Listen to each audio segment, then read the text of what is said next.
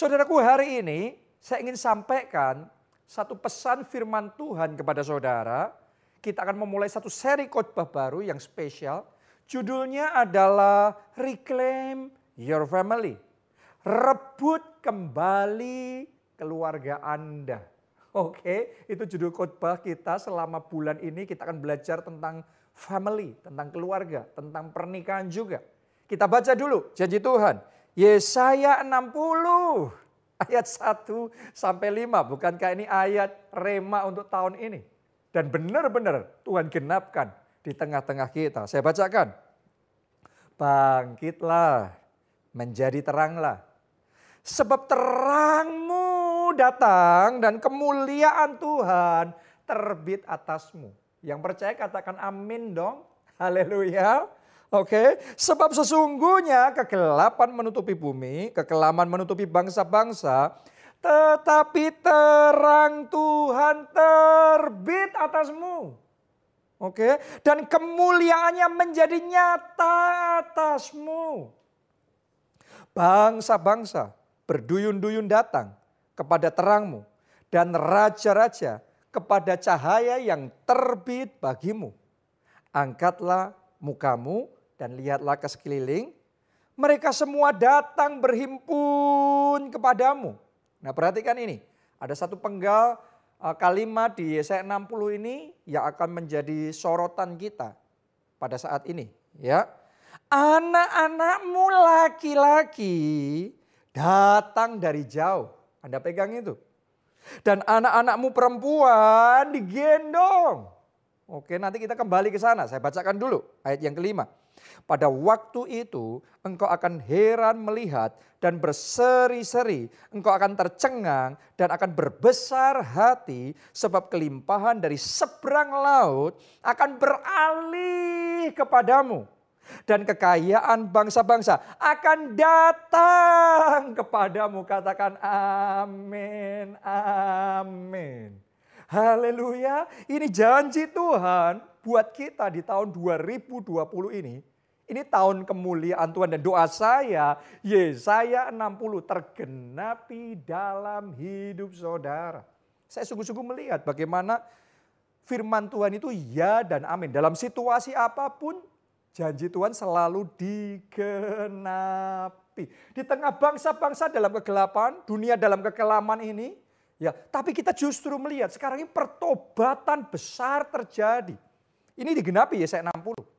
Kita melihat bagaimana berkat yang luar biasa, bahkan berkat keuangan. Tuhan juga curahkan secara ajaib. Ya.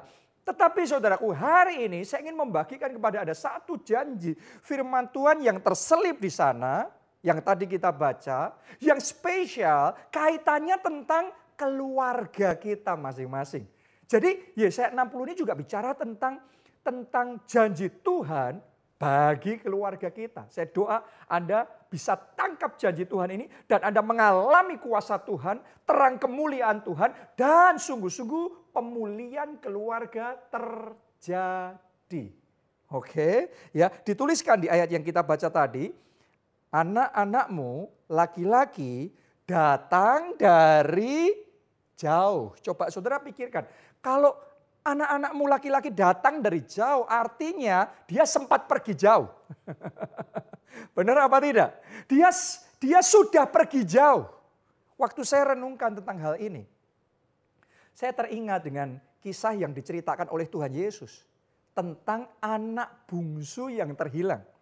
Oke, dia pergi jauh meninggalkan rumahnya, pergi jauh meninggalkan bapaknya, pergi jauh meninggalkan keluarganya.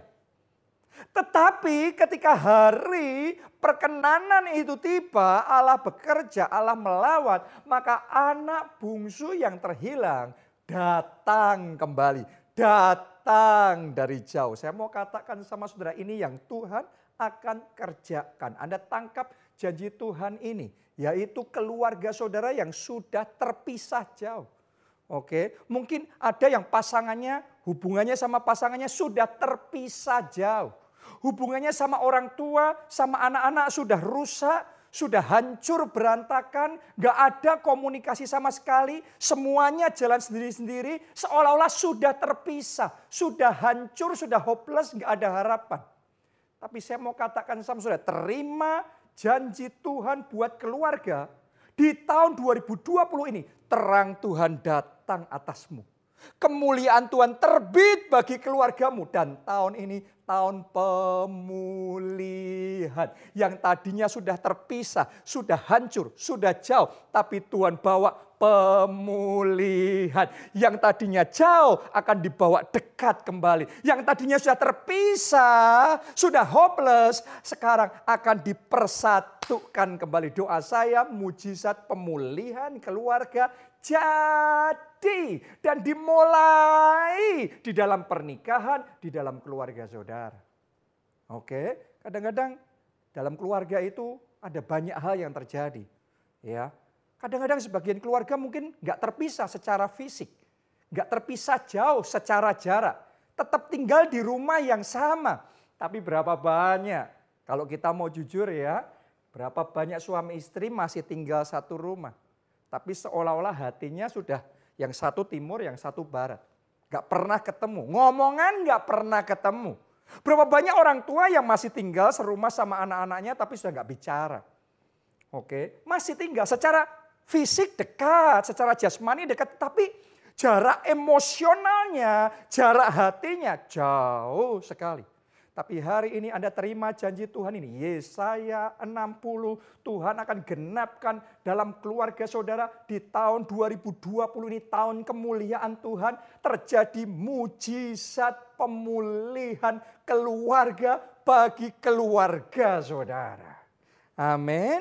Haleluya. Ini rencana Tuhan buat keluarga kita masing-masing. Ya, itu sebabnya kalau saudara mau ngalami penggenapan Tuhan, janji Tuhan buat keluarga saudara, ada pesan profetiknya loh yang perlu kita lakukan. Karena Yesaya 60 itu ya diawalinya dengan satu pesan profetik, bangkitlah, menjadi teranglah, karena terangmu datang dan kemuliaan Tuhan terbit atasmu. Jadi kalau terang kemuliaan Tuhan terbit atas keluarga saudara, Anda punya bagian yang harus engkau lakukan. Bangkit dan jadi terang bagi keluarga saudara. Apa itu? Gimana caranya saya jadi terang buat keluarga saudara? Dengarkan baik-baik. Ini pesan profetik buat kita semua. Bangkit dan rebut kembali keluarga saudara. Yes. Saudara harus lakukan itu. Ya, karena keluarga saudara itu yang paling berharga lebih dari harta apapun yang Anda punya di dunia ini. Oke, mobil saudara berharga, pekerjaan saudara berharga, keuangan saudara, rumah saudara berharga. Tapi saya mau katakan sama saudara, ada satu yang lebih berharga dari semuanya itu, yaitu family, yaitu keluarga. Jadi kalau sempat hilang, kalau sempat terpisah, kalau sempat jauh, hari ini saya sampaikan pesan Tuhan, bangkit jadi terang, bangkit, rebut kembali keluarga saudara. Kenapa? Karena terang kemuliaan Tuhan. Karena Roh Kudus siap bekerja untuk membawa pemulihan bagi keluarga kita. Oke, jadi ada bagian yang harus kita lakukan. Kalau saudara mau yang hilang bisa ketemu, Anda harus aktif mencari. Oke, kita nggak bisa cuma pasif nunggu, nggak ngapa-ngapain. No, ada bagian yang harus kita lakukan. Ya kalau saudara misalnya kehilangan barang di bandara atau di mana gitu. Saudara harus berusaha untuk mencari sampai ketemu. Demikian pula kalau kita mau terjadi pemulihan di dalam keluarga kita, kita harus berjuang, kita harus bangkit, kita harus aktif, kita harus agresif memperjuangkan supaya apa yang terhilang ketemu kembali. Kebahagiaan keluarga yang hilang, cinta keluarga yang terhilang, sukacita keluarga yang terhilang bisa ditemukan kembali dan mujizat pemulihan keluarga terjadi. Oke, itu namanya jadi pahlawan bagi keluarga. Oke, saya mau ceritakan sama saudara satu kisah di dalam Alkitab tentang seorang perempuan yang bangkit dan jadi terang bagi keluarganya, jadi pahlawan bagi keluarganya. Kita baca Ibrani 11 ayat yang ke-31. Saya percaya Roh Kudus mulai bicara sama saudara ya. Saya percaya terang kemuliaan Tuhan ini akan datang. Membawa pemulihan untuk pernikahanmu. Membawa pemulihan bagi keluarga Anda. Saya bacakan Ibrani 11 ayat 31. Karena iman, maka Rahab. Jadi siapa yang kita bicara hari ini? Rahab. Oke. Rahab, siapa dia? Perempuan sundal itu. Wow. Tidak turut binasa bersama-sama dengan orang-orang durhaka. Karena ia telah menyambut pengintai-pengintai itu dengan baik. Tahukah saudara yang kita baca ini Ibrani 11. Dan Anda bisa cek. Ibrani 11 itu isinya daftar saksi-saksi iman.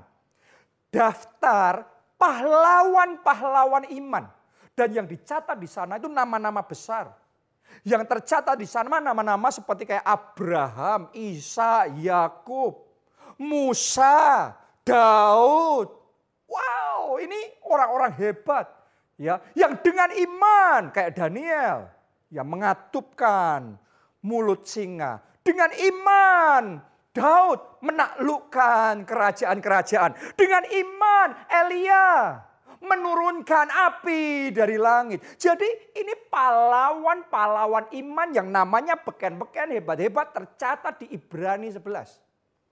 Ya, dari semua nama itu, ada satu nama yang kayaknya nggak pantas banget dicatat di sana. Yaitu Rahab. Kenapa? Tadi saudara baca sendiri.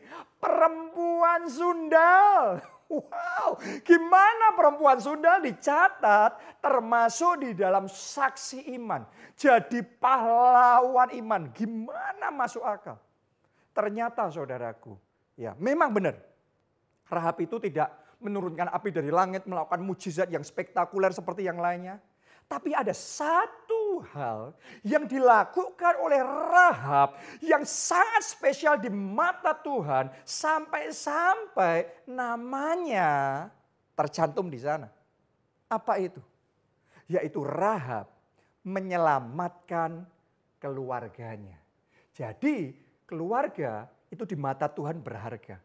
Kalau kita mau berjuang menyelamatkan keluarga kita, butuh iman yang besar di situ. Anda di mata Tuhan spesial, jadi pahlawan. Doa saya, saudara semua, jemaat keluarga Allah, apakah saudara suami, Anda istri, Anda anak, Anda orang tua, Anda semua bangkit jadi terang, bangkit jadi pahlawan bagi keluarga saudara. Ya, itu yang dilakukan Rahab. Kenapa kok sampai dia disebut pahlawan iman? Karena untuk menyelamatkan keluarganya butuh iman yang besar. Oke, Anda kalau teliti di dalam Alkitab, saudara akan menemukan bahwa untuk Rahab menyelamatkan keluarganya, dia harus ambil resiko besar. Ada 2 pengintai yang diutus Yosua untuk memata-matai Yeriko, ya, dan di situ Rahab menolong mereka. Nah, Anda harus tahu, kalau sampai yang dilakukan Rahab ini ketahuan sama orang Yeriko, resikonya besar. Dia bisa kehilangan pekerjaan, dia bisa kehilangan hartanya, dia bisa dihukum luar biasa, bahkan dia bisa kehilangan nyawanya sendiri. Wow, luar biasa. Dia meresikokan segalanya. Nah, setelah dia meresikokan segalanya, saya percaya seharusnya kalau dia mau, dia bisa dapat upah, dapat imbalan yang sepantasnya dari para pengintai itu. Coba Anda pikir, untuk seorang perempuan sundal kalau dapat imbalan seharusnya apa yang dia minta? Mungkin uang, benar? Mungkin harta, mungkin emas, atau apa? Ya. Tapi hebatnya, luar biasanya Rahab meresikokan semuanya itu. Dia tidak minta imbalan uang, dia tidak minta emas, dia tidak minta yang lainnya, yang dia minta satu. Dia minta keselamatan keluarganya dijamin. Wow, ini dahsyat, butuh iman. Saya berdoa saudara berjuang untuk keselamatan keluarga saudara.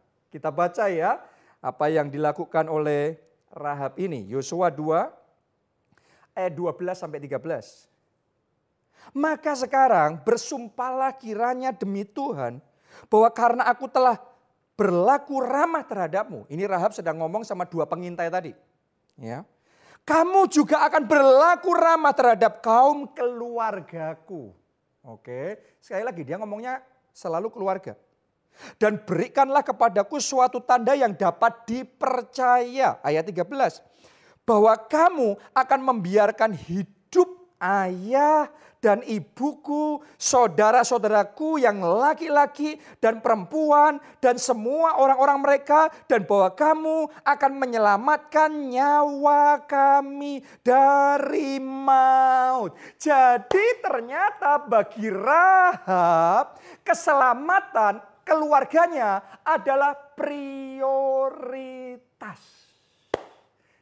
Karena itu dia berjuang mati-matian di sana. Karena itu dia disebut pahlawan iman. Keluarganya itu prioritas buat Rahab. Pertanyaan saya, apa yang jadi prioritas buat saudara? Oke, sudahkah pernikahanmu itu jadi prioritas? Sudahkah keluarga saudara itu jadi prioritas? Ya, saya tahu bahwa kita semua punya banyak urusan, kita semua harus kerja, harus mungkin punya penghasilan, ya, mengamankan ini itu dan lain sebagainya. Tapi saya ngomong sama saudara sekali lagi, keselamatan keluarga saudara itu harus jadi prioritas. Oke, saya berdoa keluarga saudara selamat dari virus corona, selamat dari wabah sakit penyakit, keluarga saudara selamat dari resesi ekonomi, tapi juga keluarga saudara selamat dari perpecahan, selamat dari perceraian, selamat dari kekacauan, selamat dari kehancuran. Hari ini terang kemuliaan Tuhan terbit atasmu. Roh Kudus bekerja dalam hati saudara, di dalam keluarga saudara, sehingga mujizat pemulihan keluarga terjadi. Amin. Saya yakin sepanjang bulan ini kita akan mendengar banyak kesaksian. Tuhan akan nyatakan itu. Banyak pernikahan dipulihkan. Banyak keluarga dipulihkan. Yang jauh akan didekatkan kembali. Yang sudah rusak hubungannya dipersatukan kembali. Amin. Haleluya. Ya, lanjutkan lagi. Ya, ayat Yosua 2 ayat 17 sampai 19. Pembacaan kita tadi. Ya, ini adalah petunjuk supaya keluarga Rahab bisa selamat. Nah, kalau Anda mau keluargamu selamat, pernikahanmu selamat, terjadi pemulihan, perhatikan petunjuk ini. Kedua orang itu berkata kepadanya, dua pengintai ngomong sama Rahab, kami akan bebas dari sumpah kami ini kepadamu, yang telah kau suruh kami ikrarkan. Sesungguhnya apabila kami memasuki negeri ini, Anda perhatikan ini, haruslah tali dari benang kirmisi ini kau ikatkan pada jendela tempat engkau menurunkan kami, itu di rumahnya. Oke, karena rumahnya Rahab itu persis di temboknya itu. Ya.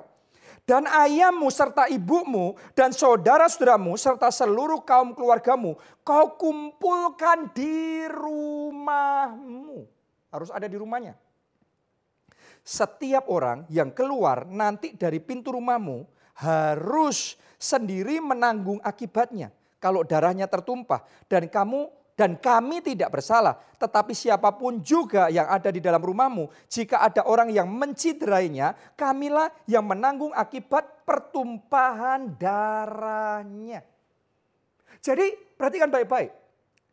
Ada petunjuk yang perlu diperhatikan Rahab supaya keluarganya bisa selamat dari kehancuran, dari kebinasaan.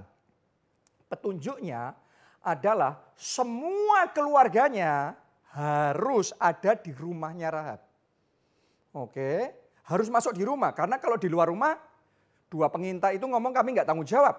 Ya, jadi yang di dalam selamat, yang di luar nggak selamat. Oke, jadi saya ingin ajak saudara juga pakai momen ini sekaligus untuk ajak saudara, ayo kita di momen seperti sekarang ini stay at home. Lebih banyak tinggal di rumah. Ya kalau nggak penting sekali saudara jangan banyak keluar. Oke, lebih stay at home, ya. Nah, tapi begini, itu bukan rumah biasa. Rumah Rahab itu jadi spesial, jadi rumah keselamatan di mana orang di situ selamat. Kenapa? Karena di rumah itu sudah diikatkan dengan kain kirmisi. Jadi ketika rumah itu diikatkan dengan kain kirmisi, maka rumah biasa jadi rumah keselamatan. Semua orang yang ada di rumah itu diselamatkan. Harusnya binasa, tapi tidak binasa. Sebaliknya, diselamatkan. Apa artinya buat kita? Saya mau ngomong begini sama saudara, keluarga saudara, itu rumah itu bicara keluarga kita. Keluarga kita harus diikatkan sama kain kirmizi itu. Kain kirmisi itu apa artinya buat kita? Saudaraku, Anda boleh pelajari di Alkitab, Anda akan temukan. Ya, kirmisi ini segala sesuatu yang berkaitan dengan rumah Tuhan, dengan Tuhan, itu banyak menggunakan bahan-bahan dari kain kirmisi. Oke, banyak bahan di Bait Allah menggunakan kain kirmisi. Ya, jubahnya imam juga pakai kain kirmisi. Oke, tabir Bait Allah pakai kain kirmisi. Jadi semua yang di Bait Allah kirmisi itu sangat dominan di sana. Kalau Anda juga nggak lupa, kalau saudara ingat, jubah yang dipakai oleh Tuhan Yesus juga kirmisi.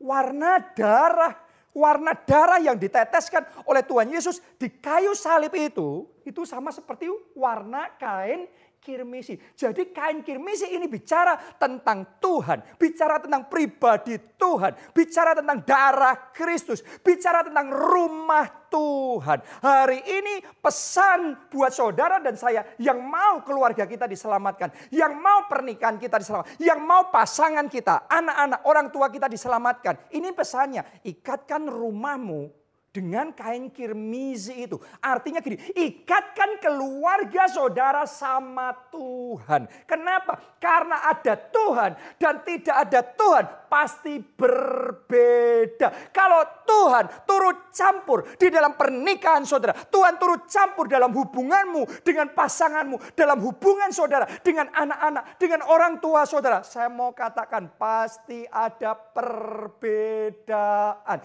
yang harusnya sudah hopeless. Tapi ada pemulihan. Rumah biasa jadi rumah keselamatan. Keluarga biasa akan dipulihkan, diselamatkan kalau ada Tuhan di dalam hidup saudara, di dalam keluarga saudara. Oke, jadi mungkin saudara bertanya sama saya, apa yang harus saya lakukan? Apa yang harus saya lakukan untuk mengikatkan keluarga saya sama Tuhan? Supaya ada keselamatan. Supaya ada pemulihan. Yang pertama saudaraku, bawa keluarga saudara. Berjuang ya, berjuang. Untuk bawa keluarga saudara datang dan kenal Tuhan. Ya, ikatkan hati anak-anak saudara sama Tuhan. Konekkan hati pasangan saudara. Hati orang tua saudara sama Tuhan. Kalau Tuhan dilibatkan dalam keluarga saudara, pasti berbeda. Ada yang berbeda. Ya, jangan lupa saudara berjuang, ajak keluarga saudara untuk connect sama rumah Tuhan, sama gereja Tuhan, sama ibadah. Anda sekarang kan kita belum boleh beribadah di gedung gereja seperti yang biasanya kita lakukan. Ya, tapi saudara bisa ajak keluarga saudara untuk ikut ibadah online seperti ini. Ya, atau mungkin saudara bisa ajak untuk ngikutin live streaming ya di internet. Saya di JSM, saudara bisa konekkan di sana. Ya, karena ketika saudara berjuang untuk itu, hatinya terbuka sehingga ada connect antara kita sama Tuhan, antara keluarga kita sama Tuhan. Di situ terang Tuhan datang, kemuliaan Tuhan terbit, di situ Tuhan turut campur, Roh Kudus bekerja, maka kita akan diselamatkan, keluarga kita dipulihkan. Jadi libatkan Tuhan. Ya, jangan lupa pesan profetiknya. Apa tadi? Rebut kembali hati keluarga saudara. Rebut kembali. Mungkin anak-anak saudara sudah sempat terlibat dalam pergaulan yang salah. Jadi seperti anak yang terhilang, hidupnya mungkin berantakan, kacau balau. Saudara jangan diam saja. Anda harus bangkit. Jadi pahlawan untuk keluarga. Seperti yang dilakukan Rahab. Rahab bukan orang yang spesial banget. Dia nggak ngelakuin mujizat-mujizat spektakuler. Tapi satu hal yang spesial yang dia lakukan. Dia selamatkan keluarganya. Anda harus bangkit dan selamatkan anak-anak saudara. Anda harus berjuang. Anda harus berdoa. Anda harus berdoa puasa. Berjuang semaksimal mungkin. Menyelamatkan anak-anak saudara. Buat Anda yang merasa pernikahan saudara sudah kayak telur di ujung tanduk. Sudah hampir kandas. Atau mungkin sudah sempat kandas. Saya mau ngomong sama saudara, bagi Tuhan tidak ada yang mustahil. Karena janji Tuhan di Yesaya 60 yang jauh akan dibawa kembali dekat. Pemulihan terjadi, kesatuan terjadi. Itu sebabnya hari ini bangkit. Jadi pahlawan buat keluarga. Bangkit dan rebut kembali keluarga saudara. Yang mungkin sedang ada dalam cengkeraman iblis. Yang sedang tersesat jalan. Rebut kembali. Berjuang kembali bagi keluarga saudara. Termasuk buat saudara yang merasa seolah-olah di momen ini. Kedekatan Anda sama keluarga sudah kayak jauh gitu. Secara jasmani masih bersama. Tetapi secara emosional, secara hati sudah jauh. Saya ajak saudara, ayo berjuang, berusaha untuk membangun kedekatan kembali di dalam keluarga. Saudaraku, itu yang saya alami sama anak-anak saya. Ya, untuk sesaat karena saya, istri saya sibuk sekali. Ya, situasi seperti ini kita banyak sekali yang harus dikerjakan, banyak sekali yang harus dilakukan, memastikan semuanya karena perubahan. Tadinya ibadah offline, sekarang ibadah online, banyak penyesuaian yang harus kita lakukan. Jadi untuk sesaat ya, saya sama anak-anak saya rasanya kok kami itu jadi jauh. Ya, rasanya kita tinggal bersama tetapi seolah-olah anak-anak saya sudah sibuk sendiri. Sibuk mungkin dengan gadget, ya sibuk mungkin dengan bermain sendiri. Ya, secara kedekatan hati sudah sangat longgar sekali. Ya, akibatnya hubungan itu jadi berjarak, akibatnya dikasih tahu kayak susah sekali anak-anak. Akibatnya kadang-kadang nggak mau dengar dan lain sebagainya. Itu terjadi ketika nggak ada lagi kedekatan, jadi jauh. Sampai di satu titik Tuhan mulai bicara di dalam hati saya. Tuhan mulai bicara tentang membangun kembali mesbah keluarga. Bangun mesbah keluarga itu sama seperti kita mengikatkan hati anak-anak kita, keluarga kita sama Tuhan. Ada kirmisi di situ, oke. Ya, Tuhan mulai bicara sama saya untuk bangkit dan rebut kembali hati anak-anak saya. Bangun kedekatan kembali sama anak-anak saya. Dan itu terus, Roh Kudus bicara di hati saya. Sampai di satu titik saya nangkep rema yang dari Tuhan. Saya mulai bangkit, saya mulai berjuang, saya mulai paksakan diri saya. Saya mulai ajakin, ayo saya ajakin istri saya ajakin anak-anak saya. Awalnya mungkin anak-anak saya rasanya gimana, tapi saya mau bangkit jadi imam dalam keluarga. Untuk berjuang, membangun kedekatan keluarga. Saya haruskan. Ya, awalnya perjuangan, awalnya nggak mudah. Tapi ini rema dari Tuhan. Walaupun nggak mudah, berjuangnya harus sungguh-sungguh. Ya, akhirnya saudaraku, sekarang saya ngomong sama saudara, saya bersaksi ya. Luar biasa. Hari demi hari kami berdoa bersama. Setiap hari, hampir setiap hari kita berdoa bersama. Kita menyanyi, menyembah Tuhan bersama, ya, kita sharing bersama apa yang Roh Kudus taruh di hati saya bagikan kepada mereka, apa yang Roh Kudus taruh di hati istri saya bagikan sama anak-anak kita, ya.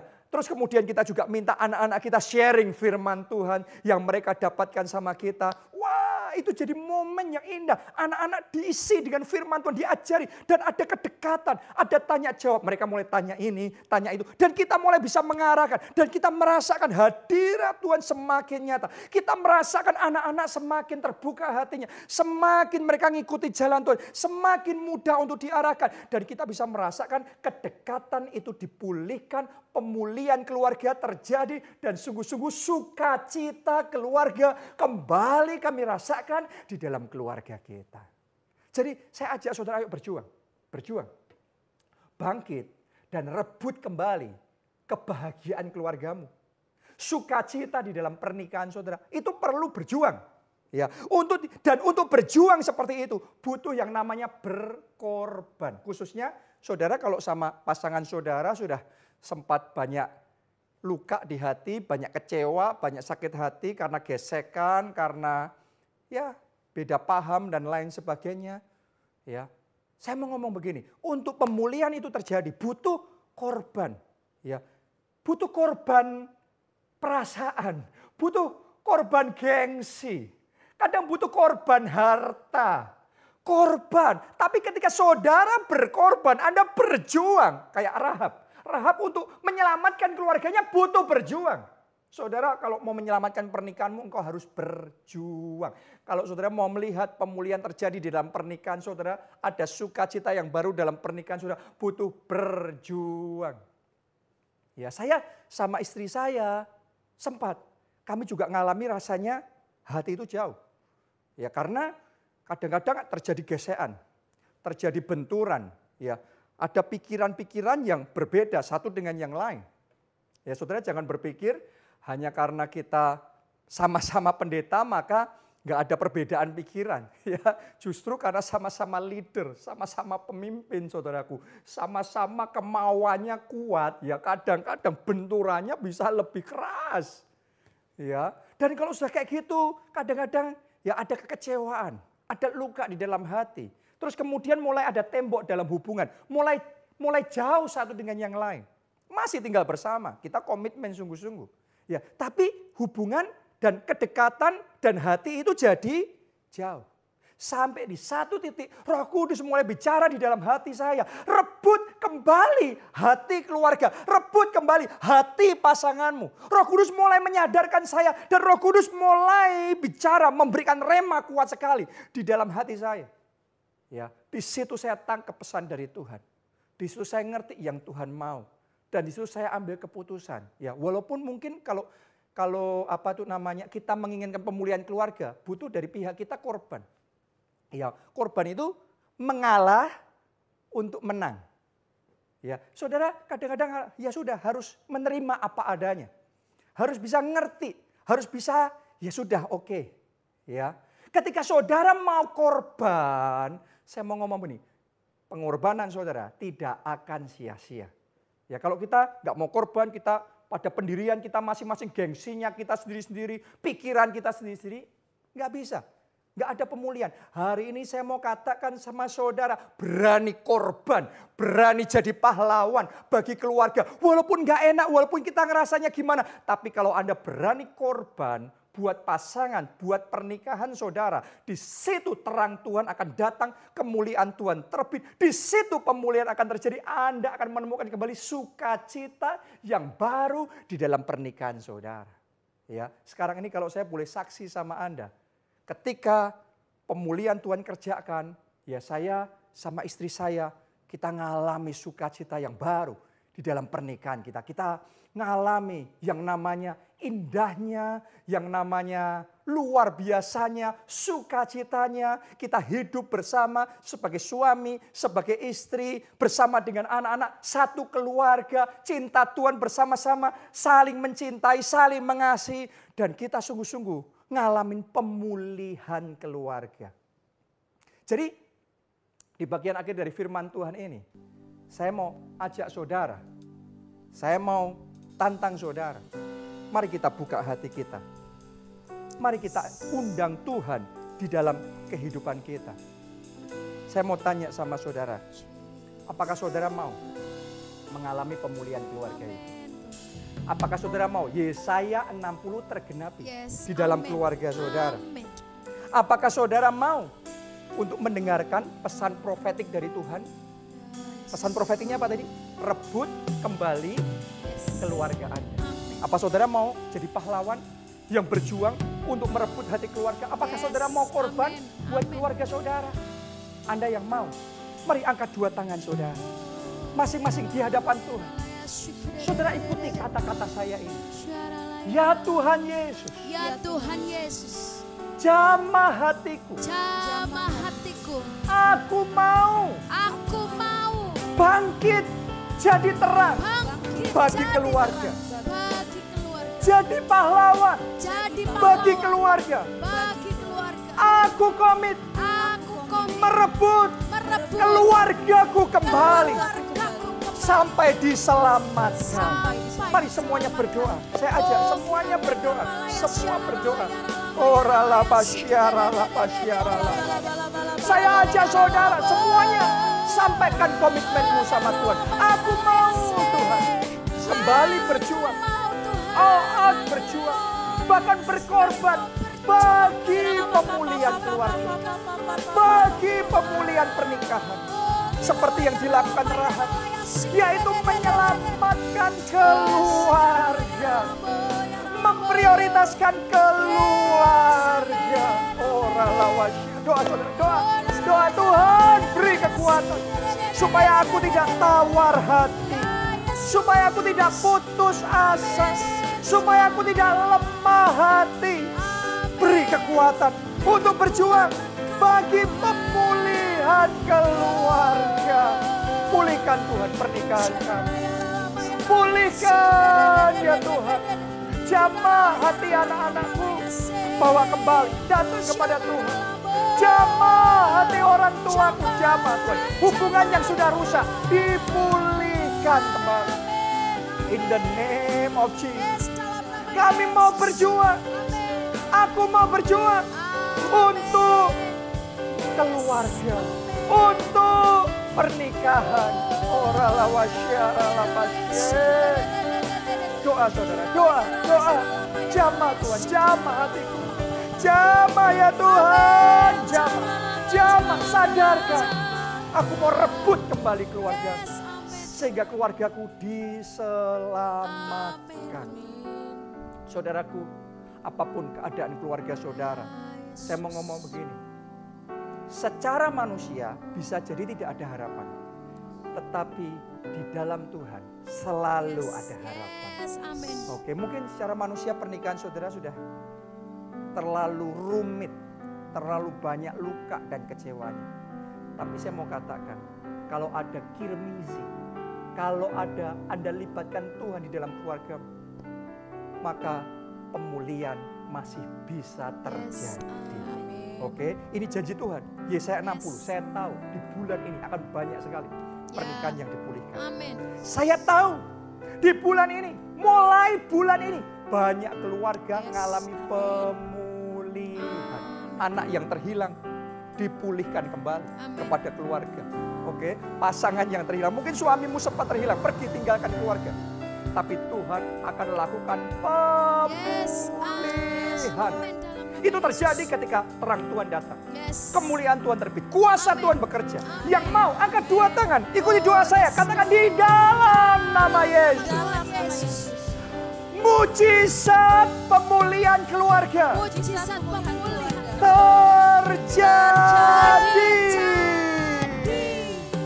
Yesaya 60. Tergenapi. Keluargaku mengalami glory, kemuliaan. Mari semuanya berdoa, berdoa, berdoa saudara, berdoa, deklarasikan. Mari satu kalimat bahwa Roh Kudus bekerja dan keluarga kita dipulihkan.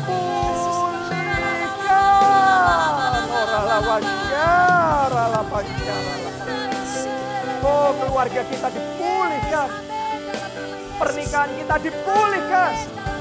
Apa yang sempat hilang dikembalikan.